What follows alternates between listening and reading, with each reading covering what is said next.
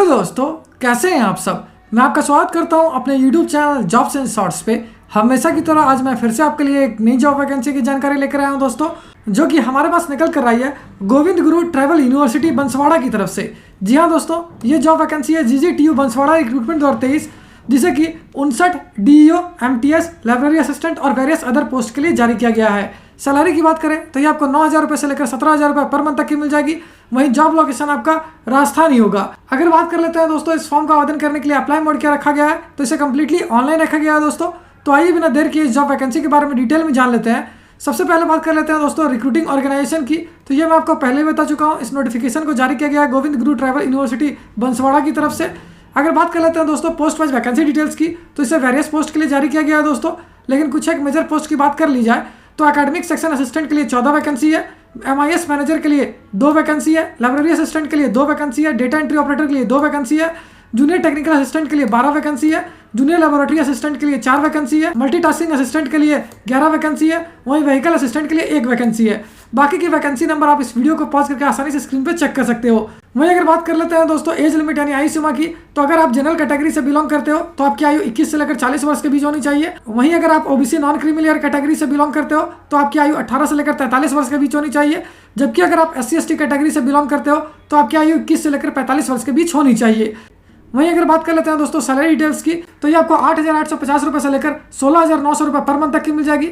वहीं अगर educational qualification की बात करें पोस्ट वाइज, तो एकेडमिक सेक्शन असिस्टेंट पोस्ट के लिए जिन कैंडिडेट से क्लास 12 पास कर रखा है या फिर सर्टिफिकेट कोर्स कर रखा है कंप्यूटर कॉन्सेप्ट में, या फिर कोपा या DPCS कर रखा है, या फिर ग्रेजुएशन डिप्लोमा या फिर सर्टिफिकेट कर रखा है कंप्यूटर साइंस या कंप्यूटर एप्लीकेशन से, या फिर जिन कैंडिडेट से डिप्लोमा कर रखा है कंप्यूटर साइंस और इंजीनियरिंग से 1 साल के एक्सपीरियंस के साथ वो इसके लिए आवेदन कर पाएंगे। अगर बात कर लेते हैं दोस्तों मैनेजमेंट असिस्टेंट की, तो इसके लिए जिन कैंडिडेट्स ने MBA कर रखा है ह्यूमन रिसोर्स मैनेजमेंट में 1 साल के एक्सपीरियंस के साथ वो इसके लिए आवेदन कर पाएंगे।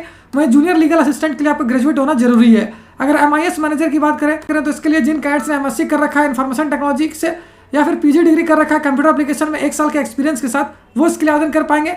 पब्लिक रिलेशन असिस्टेंट की बात करें तो इसके लिए जिन कैंडिडेट्स ने ग्रेजुएशन कर रखा है जर्नलिज्म और मास कम्युनिकेशन में 1 साल के एक्सपीरियंस के साथ वो इसके लिए आवेदन कर सकते हैं।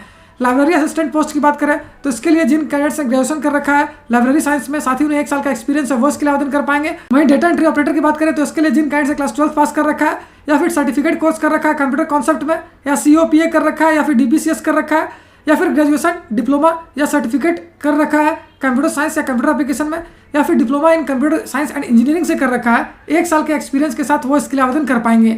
वहीं अगर इलेक्ट्रिकल असिस्टेंट पोस्ट की बात करें तो इसके लिए जिन कैंडिडेट्स ने ITI कर रखा है इलेक्ट्रॉनिक्स में 1 साल के एक्सपीरियंस के साथ वो इसके लिए आवेदन कर सकते हैं। जबकि जूनियर टेक्निकल असिस्टेंट पोस्ट के लिए जिन कैंडिडेट्स ने BA या BTech कर रखा है BSc इन रेलिवेंट डिसिप्लिन के साथ 1 साल के एक्सपीरियंस के साथ वो इसके लिए आवेदन कर पाएंगे। अगर असिस्टेंट नेटवर्क मैनेजर की बात करें तो इसके लिए जिन कैंडिडेट्स ने BA या BTech कर रखा है या फिर BSc कर रखा है कंप्यूटर साइंस में, या फिर BCA कर रखा है 1 साल के एक्सपीरियंस के साथ वो इसके लिए आवेदन कर सकेंगे। अगर जूनियर लेबोरेटरी असिस्टेंट की बात करें तो इसके लिए जिन कैंडिडेट्स ने डिप्लोमा कर रखा है 1 साल के एक्सपीरियंस के साथ वो इसके लिए आवेदन कर पाएंगे। वहीं लेबोरेटरी अटेंडेंट पोस्ट के आपका क्लास 12 पास किया होना जरूरी है 1 साल के एक्सपीरियंस के साथ। मल्टीटास्क असिस्टेंट की बात करें तो इसके लिए जिन कैंडिडेट्स ने क्लास 10 यानी कि 10वीं कक्षा पास कर रखा है, साथ ही उन्हें 1 साल का एक्सपीरियंस है, वो इसके लिए आवेदन कर पाएंगे।